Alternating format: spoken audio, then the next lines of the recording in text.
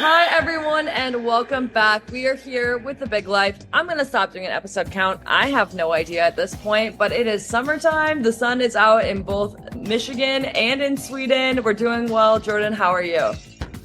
I'm good. Sun is definitely out. We took a little trip, me and my roommates, down to Holland, Michigan, and I got burnt. I am toasty, and then I had to I go was to going to say, lift I'm not today. going to lie, I don't want to call you out, but you're looking a little red on the screen. Yeah, a little tomatoey, and then I had to go to lift today, and I've never been more humbled. Like the 45-pound bar on my chest, I was like, I can't do it. Like tears were nearly down there. I was like, this burnt like a tomato. Not doing well there. Are there a lot of girls on your team back in Michigan already starting to do training together, or how many do you have back right now? We don't really have anyone. I'm pretty much the only one here back full Okay. time on our team. People will come and go occasionally, but our report date isn't until I don't even know, like a couple days after 4th of July, whatever that start of the week is, and then everyone will be back for team trainings. Awesome. And that's a bit different than last year, right? So how's the team adjusting to that, or am I wrong?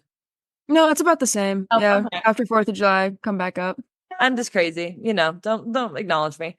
Yeah, we didn't have any cool international trips like Iowa did this year, so Yeah, crazy.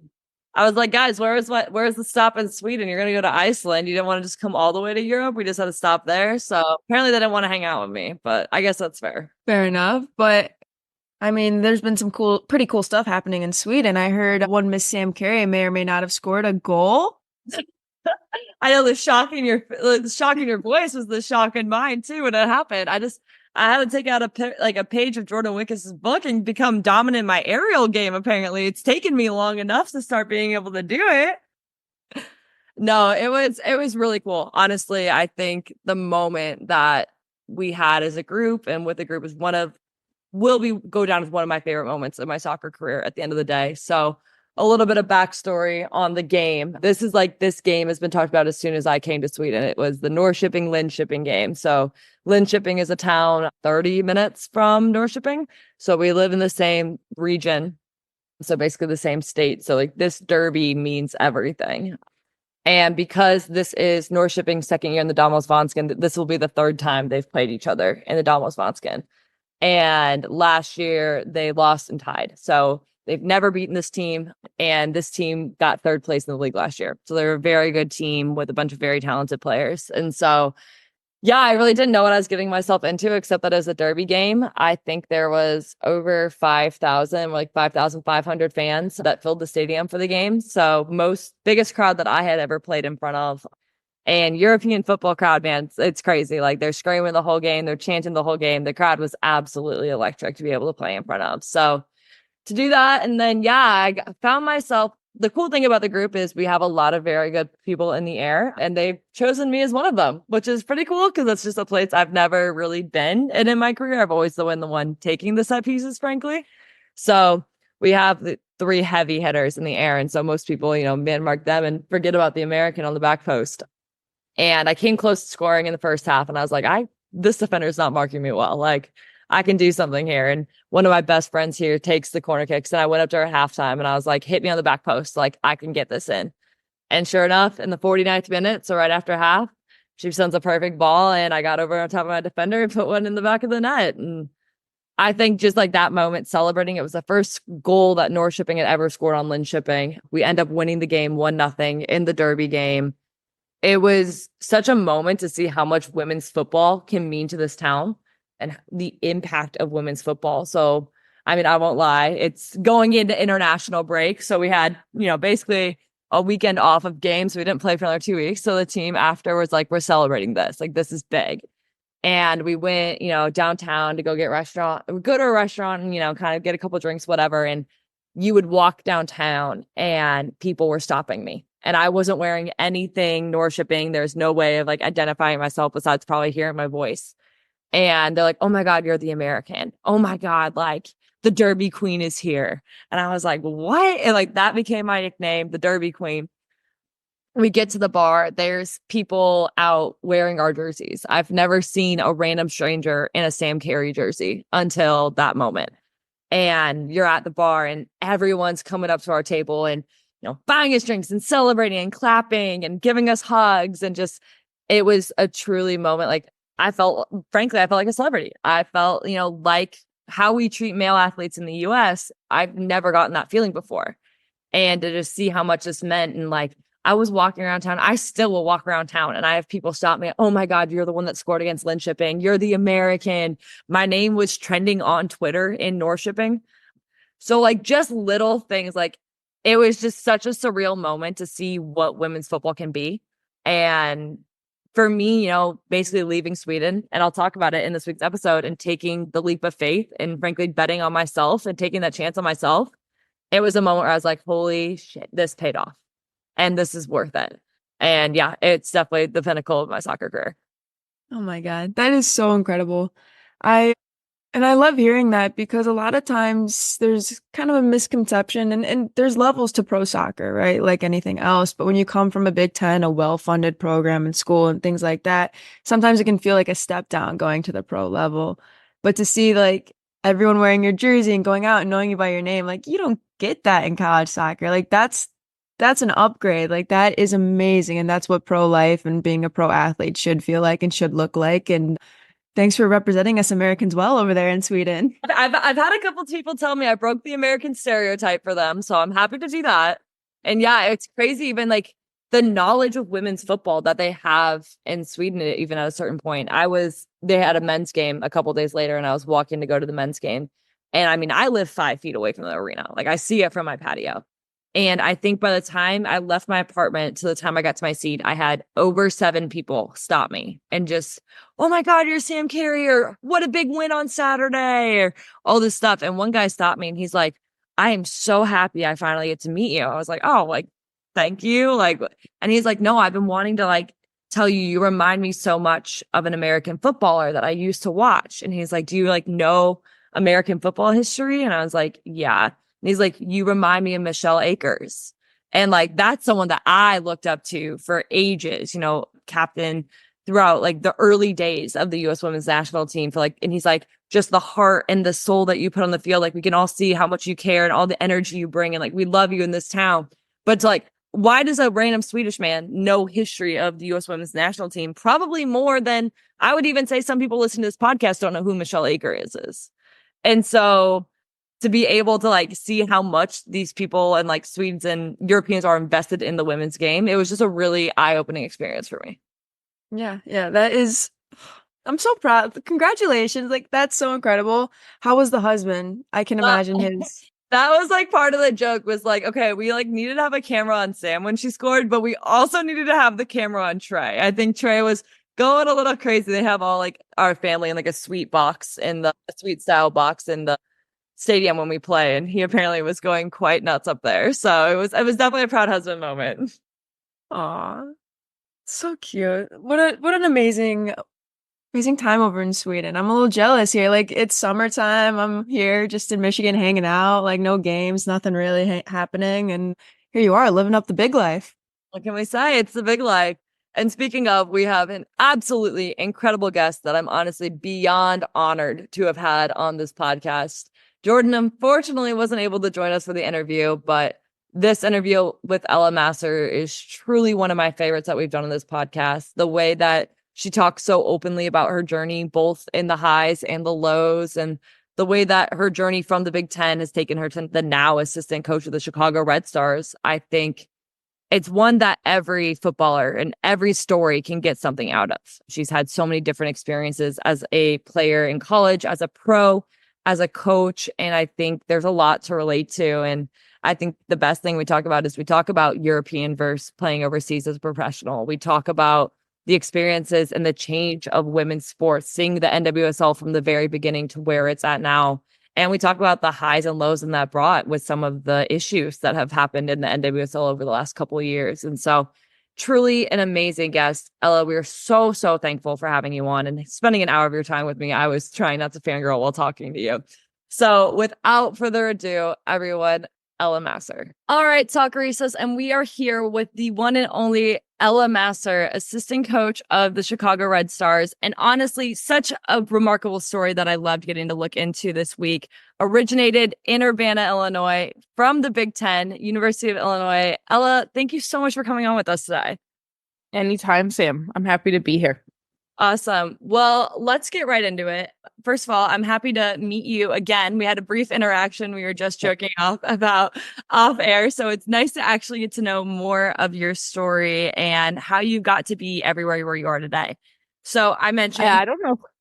We've actually met twice. oh, And the first one, actually, it was at the convention as well, but I was with Rade and you and your okay. mother walked.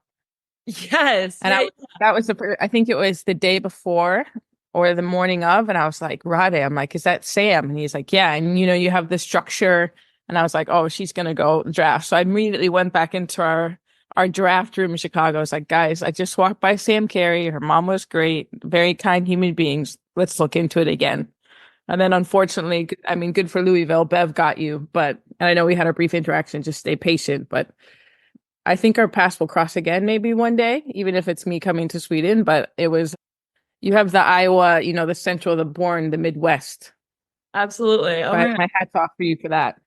thank you. And no, we were just talking and we'll get more into it in the air, but your journey took you through Sweden. So we exchanged a bit of our Swedish, yours being a bit more further along than myself. But no, I'm so excited to talk to you about your journey and especially how it took you everywhere across the world. You start native of Urbana, Illinois. You decide to go to the University of Illinois and play in the Big Ten.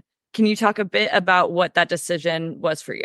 Yeah, and I think it's actually quite important because I actually have a niece here in Chicago that is growing up in the Clips, the big time powerhouses, and we kind of like go back and forth to my story because, being from the cornfields, you don't actually get that much access unless you're going to be willing to drive up. And, my parents didn't, or we didn't come from a lot. So I had Champaign-Urbana and I had Little Illini Soccer Club and we didn't travel. Like my niece is U15 Eclipse and she's been to Florida like 6 times and they're going out to Seattle for a week. And that's a whole different world that I never experienced.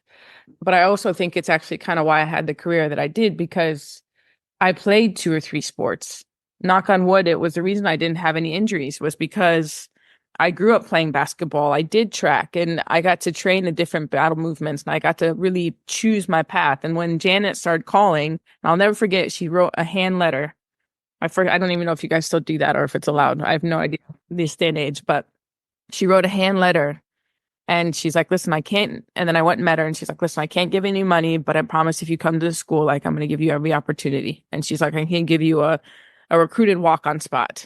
And again, we didn't come from a lot, so it kind of worked out financially to do that. And I ended up getting a full ride my junior year. But I just knew when I went on campus, I don't know if you had the same thing, but you go on campus, you're like, oh, this is it. Absolutely. And then the rest was history.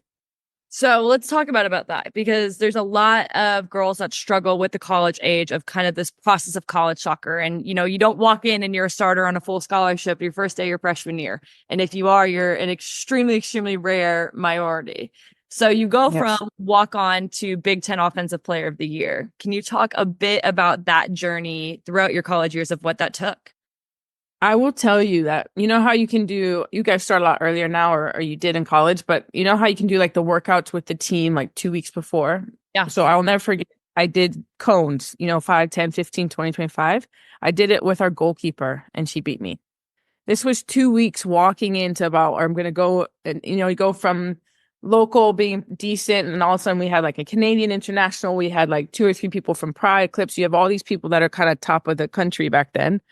And then you go in and I'm like, okay, I'm so fit. I'm ready to do this. And then the goalkeeper beats me. That's where I was coming in. Now I passed the fitness test barely, but it was just a grind. Like I had all the physical, but I never really honed in on my skills. So technically I think I could juggle the ball like 10 times. But I had everything and I loved it. And so these players that came in, like Gatorade Player of the Year, that have been doing this since they were 12, you could see that it was just like it's their first time away from the family. They had a little bit more freedom and you could just see the love kind of change. But I don't even blame them because they've been pushed for so hard. They've been going to all these different tournaments. Like we talk about it now, like my niece did track instead of soccer. And that's like very unheard of. She's like in the youth national team pools. And I was like, this is great for you because you missed the game. At 15 years old, I'm telling my niece she misses the game. So there's different avenues, but for me, it was just I had everything I need athletically, and I just needed to kind of hone in and really get into like I'm just a footballer or a soccer player. And Janet guided me in a lot of stubborn mentality and luck, to be fair. Yeah, that's awesome. And so I And the mean, fact that I can speak about Janet and you still know who she is 25 years to credit to her career, you know?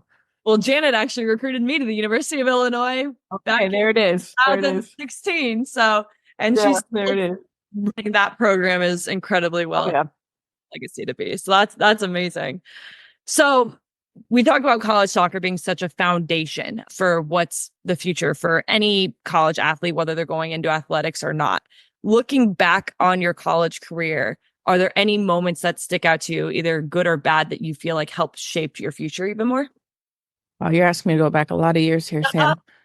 Um, I think my conversations with Janet, that was always because I remember I came in and even though I knew my place, I kind of had my ego a little bit ahead of me. But I was also lucky that I was a forward. So I would get my 10, 15 minutes and then the subbing, you get a little bit more time to kind of develop and adapt. And then I tell the story, but it was kind of like in my sophomore year, I'll never forget, I had to do summer school and I was training, I think in Chicago, they had like a W League team. So I'd get up at 6 a.m. And I don't know why I did this looking back, but like my family instilled hard work and that kind of stuff. And I knew this was kind of like my make it or break it. Janet had given me a full ride. So my sophomore year going into my junior year, I get up at 6. I would go do my run and then I'd work at the stadium, which is, I don't know if they had this in Iowa, but I was with like football boys and wrestlers and we'd be team, but it was like $15 an hour. So we were laughing. Yeah. And I would do that 8 to 12. And then to keep my scholarship in the summer, I did summer school from like 12 to 3. And then at 3 o'clock, 4 times a week, I would make 2-hour drive up to Chicago to train 5 to 7. Then I'd come back home and I'd do it again. And I did this what seemed like an eternity, but in reality, it was probably like 8 weeks, maybe 12. But I did that. And when I was playing, all these girls were coming back from, there was like Purdue players, Penn State players, like it was just kind of a summer W League team. So I got that experience and maybe that hard work and it just all came into the right timing. But I say the story is that it was my junior year. We're playing Penn State. There, everybody hates Penn State. Still it's the same. Yeah, it's classic. And we're playing Penn State at home. And I think they were like 8th in the country. And Alyssa Nair, funny enough, was in the goal, Ali Krieger. And we were down, I think, 2-0 at halftime. And we came back and I scored either 2 goals or 3 and we won 3-2. And we were probably like 18th, 19th in the country. And then, of course, Paula Wilkins, who's at Wisconsin now, comes up to Janet. She's like, who's the transfer kid? And I had been at Illinois for 2 years before that, So, and it was the end of it was like October. So it was the ending of the games. And I just had a really good, and that's what catapulted me into the youth national teams. After that, I got called in U23s. And then my one famous cap, and I say famous because it's only one cap for the US. So it's just like everything kind of lined up. And again, I think you need luck in this career, but everything lined up to that moment. Yeah, absolutely. So taking you back a little bit less of a journey, you go from this extremely decorated college athlete from such humble roots and become a professional soccer player. And one of the coolest things I think about your journey is it shows so many different aspects of what a professional journey can be, especially going back to the time that you were doing this, back in 2008, there's not a ton of professional options in the world. So can you talk about what that first leap going from college to your rookie professional year was kind of like, especially having a different set of options that girls do have now?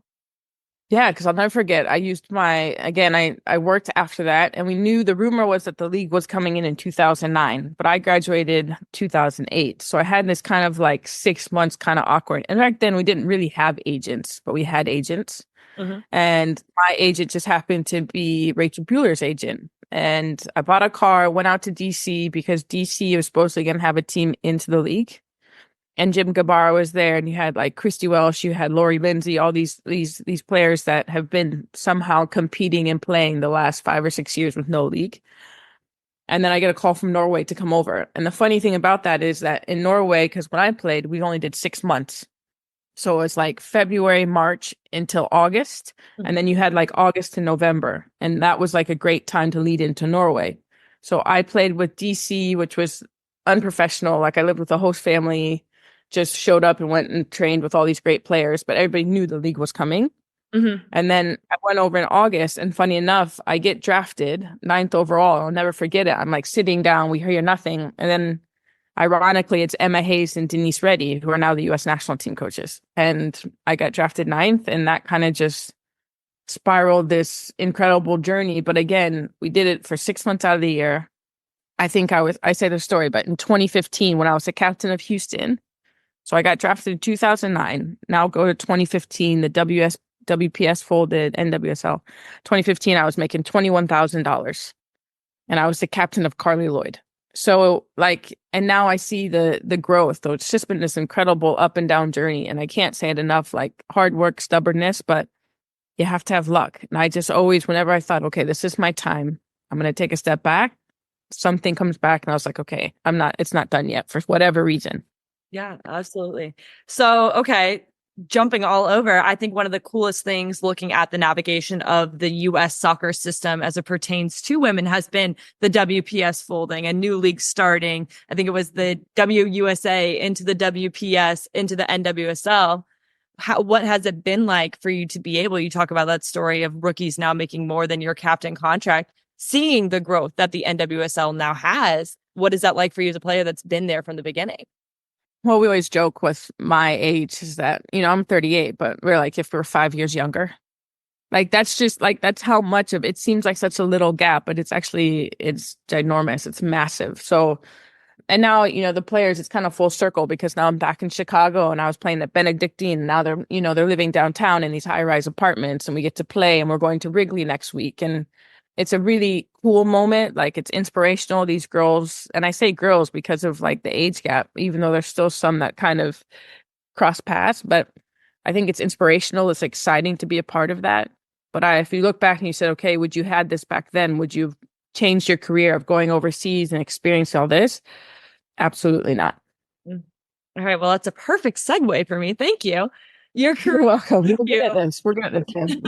Your career took you all over the world, which is one of the coolest things about the game of soccer is that it's such a worldly language in so many ways. And you go to Norway, you've played in Sweden, you've played in Germany. Can you talk a bit about your experience playing abroad? Again, when I played, and it's like I'm speaking like I'm 50, but we didn't do it for the money. You can see like this is my coaching badge from FIFA, like my UEFA A, and I was only in Sweden a year and a half, but I knew that if I could try to learn a language, you never knew how that would come back. And I think I was in Europe for such a long time. So from 2016 and in and out with Norway until 2022, that I knew if I could just grasp a little bit, that it will come back. And this got me that, a year and a half coming back, you get your personal number. It allowed me to do my UEFA A with some of the greats of all time Sweden. Like, that was just what we were accustomed to. And I love languages. So I got to go Norway, I got to go Sweden, I got to go Denmark, he moved down to Germany, and then I got to experience Spain in a different way. But again, 1 year, you start to understand the language, the next year, you start to speak it, and then you just get to adapt to this culture. And the biggest growth of it, or the coolest part, and you get to be there with your husband. I got to be there with other Americans, and you said there's other Americans there, but you get to learn so much about yourself because you're so removed from your comfort zone. And that to me is any young player, I would say, you guys got to go to Europe. Go to Europe, play, understand the tactics. It's so different, and you will 100% come back. The league will be here. It will come back a stronger player. And maybe that's a little bit not endorsing the NWSL. I'm very thankful for it. But I think for players that are on the fringe or coming straight out of college, go to Europe. Like, hats off to you, Sam, honestly. Well, thank you. As someone who is literally sitting in the Swedish Migration Services about 90 minutes ago, getting a personal number, that was extremely exciting story. Coffee in the morning. Congratulations. Oh my gosh, that's very funny. But I'm telling you, that number to do taxes, like, you're going to have a pension now. I was there for a year and a half, and I can still go back to Sweden when I'm 65 and I can get my pension. It will be like $3, but I'm going to be doing it. There's a lot of positives about Sweden. I love it. Oh my gosh. And even we're going and playing Rosengard next week. So I'm like, all right, I'll be in Malmo. I got to ask Ella where like the hidden spots are in Malmo. I love Malmo. We always joke, like when I went there 2016, Marta was there. Mm-hmm. And Marta would show up in her Lexus, sponsored by the club. And I would ride in on my bike with like snow in my eyelashes. But it was such a good time. Like, I would go back to Malmo in a heartbeat. Like, I think it's incredible what they've done, and hopefully they stay in the league. And I think they're top of the table now, right? Yeah, they're top of the table right now. They're the team to beat right now. So it'll be fun going down and playing them. But yeah, they're looking real good this year. Yeah.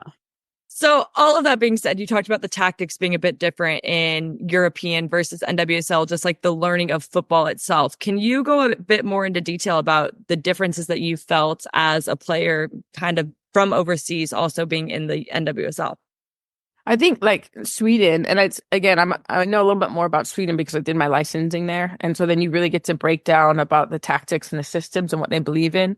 But I think if you look at Sweden defenders from top down, I mean, they're some of the best in the world. Magdalena Eriksson, Amanda Illestedt, Lina Sembrant. I mean, you can talk about Sager, who is still chucking along at Rosengard. You know, like these players are kind of the foundation because they look at the structure when they're kids. It's not about strength. It's not about, you know, it's about having fun, but they're learning the very basics of like a 4-4-2 and stepping. And so you don't have to go in and implement that as a coach. Mm. And they grow up loving soccer. Like they watch football. They, you know, Norrköping, if you go to Hammarby, like it's like in your blood. So, and now everybody can watch women's football. And before it was just men. So I think it's just, we have probably about 15, 20 years to catch up to have the same influence. Like young girls are coming and watching our games. Like Sarah Griffith, you know, she shows a picture of when I was there and she came in and that was kind of a surreal moment. But it's not in your blood because you have the Bears, you have the Bulls, you have the Blackhawks.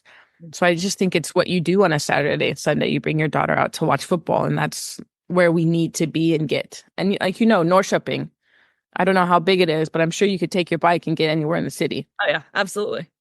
And they have a women's team and they have a men's team that play in it. So it's just like it's a pride thing that allows you to be involved in football without knowing that you're involved in football. Yeah, no, that's such a cool point. So one of the really unique things about your playing career is how you've seen so many different situations unfold and evolve in the terms of politics, in the terms of football, in terms of all these things. Can you talk a bit about your experience at Magic Jack and having the confidence to hold your ground and be the confident person you are? I wasn't confident back then, Sam. I got to tell you, that was probably one of the hardest times in my career. And, you know, I was lucky. There were some greats. You had Abby, you had Hope, you had Christy Rampone, you had Megan Rapinoe, you had Marion Dalmy.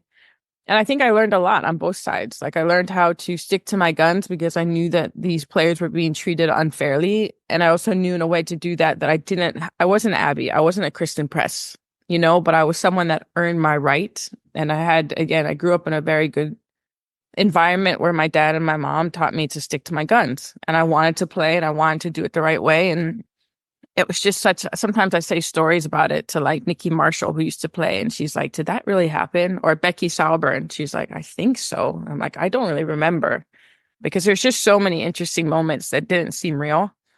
But it's just, you know what you have to do. And at that time I thought it cost me my career. Yeah. But then if you do the right thing, you know, I come home from Magic Jack, I get let go for having this conversation of what I thought was standing up for a player. Now, I didn't do it all in the right way by any means, but I knew what I had to do. And then I came home when I was training here, and then all of a sudden my agent calls and say, hey, PSG wants you, or go try out. And then it was me and Ali Long sitting in Paris, and you know the career Ali Long had. And it was just like this whole moment of, okay, I did do the right thing. I was completely at the bottom. I thought I had nowhere to go. I was just training with guys back here. There was no outlook. This is my time. It was one of these moments where we talk about I was done. And I was angry, Sam. Like, honestly, I was angry. And it took until, when did Abby write me? Abby wrote me, I think 2 years ago. So Magic Jack was 2011. Now it's 2022. So 10, 11 years. For her to write me and say, hey, you know what, you were right. Do you want to have this conversation? I want to apologize. And I've never really talked about that in public, but it took that long to kind of come around and all these kind of movements to come around to get that, not vindication, but say, hey, you know what, you did a good job. And again, I made mistakes as well, but that was kind of the big surreal moment. And it was just enough time had passed that I said, Abby, I really appreciate it, but I'm good. I wish you the best. And we move on, because life is all about, I don't know, this is probably more mom talk than anything, but you know, it's just about riding those waves. Absolutely. Absolutely. So you have an amazing playing career. What is the biggest high that you felt during your professional playing career? I think you touched on a bit before, but I had a very unconventional pro career. Like I went captain Houston Dash, which was a great experience, but knew at that point in time for my family and where I was personally, I was tired of going into debt to be a professional player. came over to Sweden, had to try out by myself, like had to shut my ego down, came in as an outside back to Rosengard. And then somebody got injured, and then I just had luck because I had these two, like Lieke Martens, I had Marta, like I had these two players just feeding me balls and, broke my nose 6 times scoring goals. Like that was just my mentality. And you had a little bit of the brassness from America. And then from that, like my dream was always to play for the US, which I got my 1 cap. And then it was to be in a Champions League final, like to win it, of course, because if you don't do national team, that's like your biggest honor. And I got that. So at 32 years old, which is so unconventional, Wolfsburg calls and say, hey, do you want to come? And then all of a sudden, 6 months later, I'm in Kyiv and I'm playing in a Champions League final. And I'm a part of this, one of the best clubs in the world, Wolfsburg. And that to me was a surreal moment of, hey, I made it. All the ups and downs, like I'm sitting there at 32, 33 without a national team, which is very unique because there's 11 national team captains. And I'm sitting there on my own. No one supporting me really from the US, kind of fell off in that little regard. And then I'm here and, Morgan Bryan's on the other team and she's in the stands. Like it was just a really unique moment, but it was one where I said, you did it, kid. And I say that because I talk about like I lost my dad and all that kind of stuff. And it was just, it didn't have to happen like that. And it did for whatever reason. And I'm so thankful that it did. Absolutely. That's an amazing story. So Yeah. Your playing career ends, you pivot. Was coaching always the next step in your brain? I think because I went from recruited walk-on, full ride, drafted, didn't make it, PSG, national team, on the bench, superstar, no one cares. Like because I did all these different stages in my career, I'm always convinced, and in all these different countries, like I lived in 8 countries, I want to know if it's possible, wherever you are in the world, that you can get a group of women to all believe in buy-in. And whether you're Malpew or if you're, a kid that just came out of college, how can you guys get you all to believe in one thing? And that, I haven't answered it yet, but that was kind of always why, because I want you to never feel invisible, but I want to be the superstar to believe in the kid that feels invisible. And that is, give me a couple more years, but that is why I knew I loved coaching. Because like you said, you don't have to speak the language to see how much it unites the world. And it allowed me to see the world. So it's just my way of trying to give back. But adapting to American culture again, compared to being in Spain or Sweden or Germany, it's been tough. I'll say that. It's been tough. What do you see the biggest changes as? I just feel bad because of being someone from the NWSL when we were here to see about all this turmoil these kids have gone through. I think it's like in Europe, we've talked about it before, but like you want to go and I want to say, okay, Sam, where'd you come from? What's your story? How did your parents push you? How can I help? Because I need to understand you as a player, because maybe you say, hey, Ella, I only respond to when people yell at me. Well, we have to build that respect, obviously. But then I know, okay, I can be a little bit tougher on Sam. In video sessions, I can be a little bit tougher. And these other people that have like this very broad shoulders and they seem like they can take it, maybe they've only been battered their whole career. And you can't do that. You have to be more, hey, how can I help? Have more private conversations. How can I be a service? What do you need after training? Like, what do you need? Do I need to send you clips? And that to me I love that, of figuring out that human connection. But again, in Spain, I would go talk to the parents. I would go take a coffee with that player. And here, because of, unfortunately, what has been broken, even as an old player, we're still trying to fix it. So everything has to be very tight knit and very structured and that kind of stuff. And it's going to take some time, but that's what I kind of have had to take a step back and say, okay, there's a history that we're learning. And so I can't get that close to the player yet, but I want to be. And it takes time and it takes energy and it takes a lot of trust, because unfortunately these girls have had a lot of trust broken. No, if that makes sense. Oh, absolutely. Absolutely. So your coaching career first starts in Kansas City and then brings you back this year, back to Chicago, kind of, where you all started. What does it mean for you to be back in Chicago doing the whole thing now as a coach versus the young girl who went to be a walk-on? Yeah, it's definitely like a full circle. I mean, I'm lucky family wise. I mean, Chicago will always mean more. Like Kansas is a great club. They're doing everything the right way. They're really building it, but it will never be Chicago to me because my homies here, like my family's here. They were the club that invested in me. And that's kind of why I wanted to come back to help build it. And it was just very exciting times with Laura coming in, the Ricketts, and then all this kind of growth. But for me to play at Wrigley Field, like, this is what we did. Like, this is why we did it. This is why we started in 2008 playing at Benedictine. Like, this is kind of full real moment. And the only thing that will be sweeter is when we bring a championship home. And I say we because I don't know if I will be here. I don't know if I'm not. But when Chicago brings a championship home, then I know I will be a part of it and celebrating it in every way, shape, and form. Absolutely. So with all that being said, can you talk a bit about the team this year? There's been so much excitement. You have this game at Wrigleyville next week.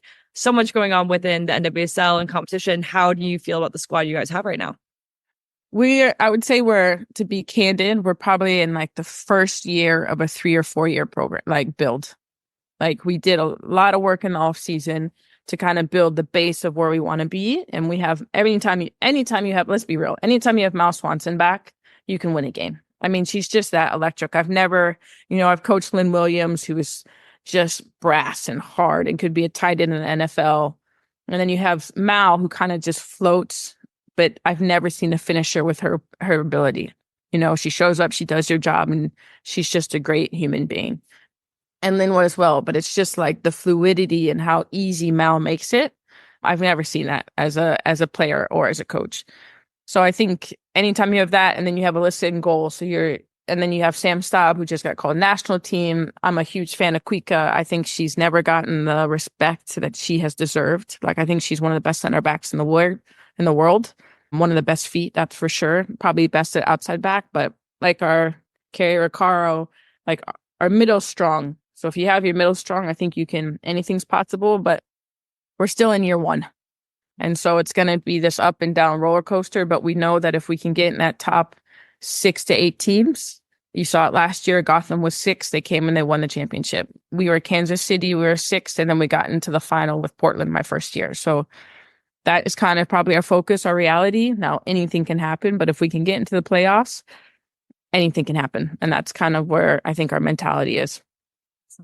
Can you talk a bit about the balance of being coach and also mom now, with the newborn, with all that? How has that balance been for you to discover?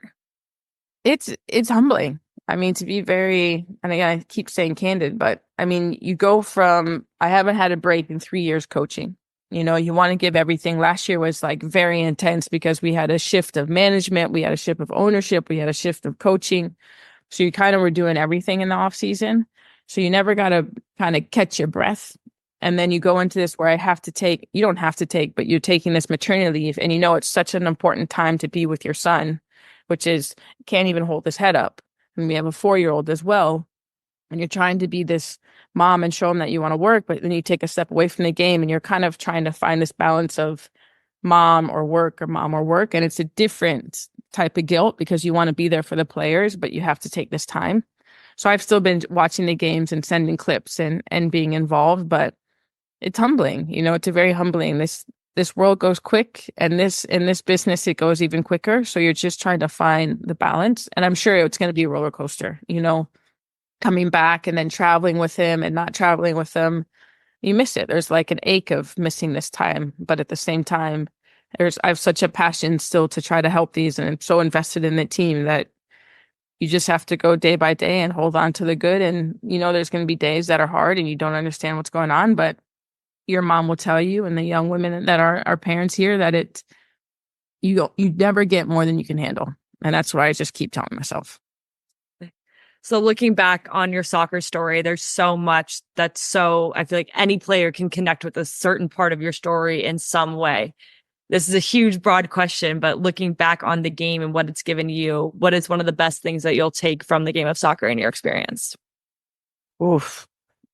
I mean, because of the way my career was, my family is involved in this. And I say my family because my best group of friends are the women that I've met on this road. So Sada Bjork, who played in Juventus, and I met in Rosengard, then we went to Wolfsburg, Pernilla Harder, Mary Earps, these players that I had a very short encounter, and for whatever reason, we've kept in contact for 5 or 6 years. Like, these are people that I will be spending the next 40, 50 years with, because they were there through the hardest times of my life personally. And they just find a way to be your family. And that's something that people are like, do you miss the game? I miss the locker room. And you'll understand that when you're done. And that's just those experiences, they stay with you for life. And again, I had some hard times in my career, and these women stood up and fought for me and were by my side. And even now, I know I can call them whenever I need, and they'll be with me. And that's probably something that I'll always take with me. Absolutely. Well, Ella, thank you again so much for coming on and sharing your story. It truly is a remarkable one that I'm happy and honored that I get to help tell with Girls Soccer Network. Is there anything that you feel like I missed or that you want to tell our audience about yourself? I think I have one question for you. Okay. Why did you go? You get drafted. You get a taste of NWSL. Your kid from Iowa, kind of against that. You get this opportunity, and then you go to Sweden. Why? My biggest thing was I wanted a challenge, that I wanted a real opportunity to see myself get better and have that opportunity to develop it. And so I am so, so grateful with my time at Louisville and the exposure I got there. But when Norrköping called and they said they needed a left back and that I had a really good chance of being on the field, I know that getting minutes and being on the field is how I'm going to get better at the end of the day. Training's great, but I have to put myself in an environment where I'm going to get exposed to then learn. And I knew that would be in Sweden. Was that hard for you to leave home to do that? Yeah, it was a 36-hour decision. It was very quick. I'm in Louisville. I'm in Columbia with Louisville. I am leaving Columbia to spend 12 hours in St. Louis to move to Sweden. And so there was a lot of uncertainty about if my husband was going to be able to join, saying goodbye to family, but it was a leap of faith that I'm more than confident paid off. So I think that's, when you look back at my journey and everything you just said, like, you don't know why or the feeling, but it's something, if you can learn to trust your gut and to bet on yourself, it will work how it's always supposed to. And that sums it up. Like, it's just, you can't explain it. You can't talk about it. You can't say why. You just look back when you're done with your pro career and you go, okay, whatever you believe in or whatever, I was guided. I was in the right place, the right time. And because of my hard work, it all paid off. Yeah, absolutely. Well, dang. Okay. Like that's what I needed to hear. All right. I mean, it is like overseas is such a hard journey. It's such a hard journey. A new culture, like even Sweden where everybody speaks English, like it is. So you got to stay with it. 3 months, 6 months. And every game you're just putting yourself out there. You're fighting for your team, but you're doing what's best for you, and lucky for you, you get your husband with you. I mean, it's just going to be a time as a young couple and as a young American trying to find your way. You're in exactly the right spot. I don't know you minus this conversation, but I'm telling you, you're doing the right thing for your career because you bet on yourself. Awesome. Thank you so much. And thank you again so much for coming on. We're so, so grateful. Anytime, anything for Jen, All right. Once again, thank you so much, Ella, for that podcast interview. I am so honestly grateful to have spent that much time with you, getting to hear about your story, talking about everything. For all of our Socceristas, I really hope you got something out of that. Give Ella a follow on social media. Tune into the Chicago Red Stars game at Wrigley Field on June 8th. And so much other exciting things happen in the NWSL. As always, stay in touch with Girls Soccer Network with Sam Carey and Jordyn Wickus on social media. And we are always here to answer questions, stay in contact with you, and help in any way we possibly can. Once again, thanks for everything, and soccer on.